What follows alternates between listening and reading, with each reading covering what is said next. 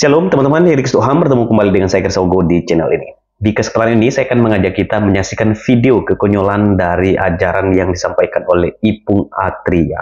Demi apa coba ya, harus membohongi banyak orang dengan menafsir Alkitab dan mengatakan ini itu padahal itu tidak benar. Bahkan apa yang disampaikan oleh Ipung Atria sekaligus juga membantah ajaran di dalam agamanya sendiri, agama Islam. Kita simak dulu videonya, setelah itu kita berikan argumentasi kita dari apa yang kita dengar dari Ipung Atria. Mari kita simak videonya. Coba dibuka kitab Ulangan 3, 4, ayat 10 lanjutannya. Tidak ada lagi nabi yang bangkit dari antara orang Israel. Antara orang Israel. Jadi yang akan bangkit nabi setelah Nabi Musa yang diakui ya penerusnya siapa? Bukan dari orang Israel. Siapa itu? Nabi Muhammad SAW. Ini jelas sudah ini. Qat'i itu sudah jelas, tidak multitafsir. Begitu. Mau ditafsirkan apapun, asumsi apapun tidak bisa. Jadi Ipung Atria mengutip Ulangan pasal 34 ayat yang ke-10. Dia mengatakan bahwa tidak ada lagi nabi setelah Musa. Dan dia mengatakan ini tidak perlu tafsir lagi, ini sudah fix dan itu sudah tidak bisa lagi diganggu-gugat intinya ya.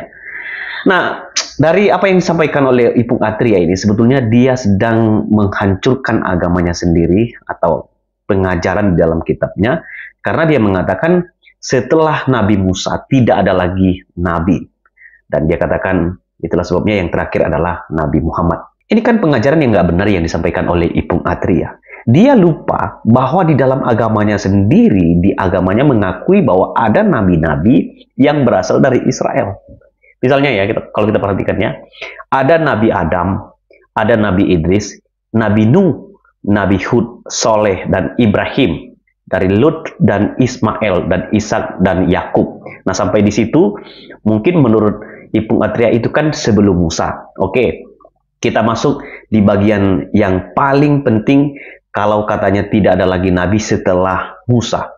Ya, misalnya ada Nabi Musa di nomor ke-14 ya, Nabi Musa dan juga Nabi Harun.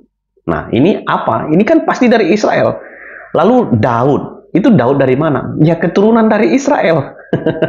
Elias, Ilyasa, Elisa, dan Elia. Itu kan nabi-nabi yang berasal dari Israel. Kemudian Nabi Yunus, itu nabi dari mana? Ya pasti dari Israel lah.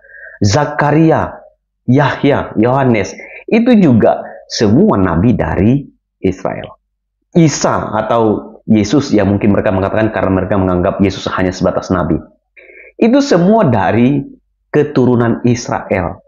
Jadi ketika Anda mengatakan di dalam Ulangan pasal 34 ayat 10 itu tidak ada lagi nabi setelah Musa, yang ada adalah Muhammad, Anda keliru. Anda sedang mengajarkan yang tidak benar. Semua nabi-nabi yang dicatat dan diakui di agama Anda, itu ada nabi dari Israel. Jadi tidak benar ketika Anda mengatakan tidak ada lagi nabi setelah Musa. Nah inilah kesalahan dari polemikus muslim, khususnya Ipung Atria, nggak ngerti Alkitab, tetapi menafsirkan dengan bebas, akhirnya jadi berantakan, bentrok dengan ajaran-ajaran, padahal di agama sendiri ada. Ya itu kesalahan-kesalahan para polemikus muslim yang tidak mau belajar ya. Coba kita baca di dalam Ulangan pasal 34 ayat yang ke-10 ya. Seperti Musa yang dikenal Tuhan dengan berhadapan muka, tidak ada lagi nabi yang bangkit di antara orang Israel. Maksudnya apa? Ini tidak bisa dilepaskan dari ayat sebelum dan sesudahnya. Dikatakan tidak ada lagi nabi yang bangkit di antara orang Israel. Nah kita baca ayat yang ke-11. Dalam hal apa? Dalam hal segala tanda dan mujizat yang dilakukan atas perintah Tuhan di tanah Mesir terhadap Firaun dan terhadap semua pegawainya dan seluruh negerinya. Jadi tidak akan ada lagi mujizat yang dilakukan seperti Musa pada waktu membawa Israel keluar dari perbudakan. Jadi ini tidak akan dialami oleh nabi-nabi setelah Musa. Kemudian ayat 12. Dan dalam hal segala perbuatan kekuasaan dan segala kedahsyatan yang besar yang dilakukan Musa di depan seluruh orang Israel. Jadi ini bicara soal apa? Ini bicara soal bagaimana Tuhan memimpin Musa sampai akhirnya dia menjadi seorang nabi yang hebat yang dipakai Tuhan untuk membawa orang Israel. Sesudah Musa hamba itu mati, berfirmanlah Tuhan kepada Yosua bin Nun, abdi Musa itu demikian. Nah disinilah Yosua dipersiapkan untuk menjadi seorang pengganti yang memimpin umat Israel. Nah, yang paling menarik adalah ketika kita bicara soal Musa, tipologi Musa itu juga adalah gambaran dari tipologi Yesus Kristus. Kalau Musa yang dicatat dalam Perjanjian Lama, kita bisa melihat dia adalah seorang nabi yang dipakai Tuhan dengan sangat luar biasa, yang membawa bangsa Israel bebas dari perbudakan Mesir. Nah, ini tipologi daripada Kristus sekaligus ya. Kristus juga menjadi seorang pembebas bagi orang-orang berdosa. Dan dengan Kristus, manusia yang diperbudak oleh dosa dibebaskan karena Kristus. Jadi tipologi Musa membawa Israel keluar dari Mesir, dari perbudakan Mesir, sehingga mereka bebas dari perbudakannya Firaun. Dan Kristus membebaskan orang-orang berdosa dari kutuk dosa, dari ikatan dosa, dari hukuman maut, dan mereka dibebaskan dari dosa mereka. Kemudian tipologi Musa yang mengadakan banyak mujizat atas izin Tuhan, atas pimpinan dan kuasa yang diberikan Tuhan kepada dia.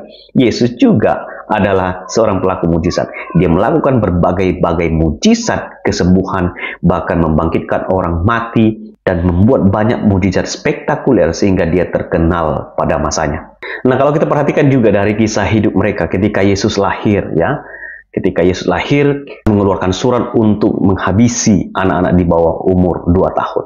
Nah, dalam kehidupan Musa juga, ketika dia lahir, ya karena Firaun takut banyak orang Israel lahirkan anak laki-laki, maka dia perintahkan supaya semua anak-anak yang baru lahir itu dimusnahkan atau dihabisi. Nah, ini tipologinya mirip sekali. Ketika Musa lahir, ada banyak anak kecil yang dibantai. Dan juga ketika Yesus lahir ada banyak anak-anak kecil yang juga terbunuh. Nah, ini adalah tipologi-tipologi yang perlu dipelajari supaya mengerti Alkitab secara keseluruhan. Nah, kalau Ustadz Ipu mengatakan bahwa tidak ada lagi nabi setelah Musa, itu omong kosong. Nah, dengan Anda mengatakan tidak ada lagi nabi setelah Musa, Anda sendiri melawan ajaran Anda yang ada di dalam kitab Anda, di mana dalam kitab Anda juga mengakui ada banyak nabi-nabi yang berasal dari Israel. Apakah orang Kristen mengenal Nabi Muhammad? Di dalam catatan Alkitab tidak pernah ada satu cerita, bahkan satu nubuatan tentang Nabi Muhammad. Itulah sebabnya kami tidak percaya kepada dia. Jadi kalau Anda percaya kepada Muhammad, ya nggak apa-apa, silakan percaya sesuai dengan apa yang Anda yakini di kitab Anda. Tetapi jangan Anda paksakan bahwa di dalam Alkitab itu ada nubuat tentang Nabi M. Itu saja, kiranya video ini boleh memberikan edukasi kepada kita. Mari kita menjadi orang Kristen yang bijak dan kritis. Tuhan memberkati. Shalom.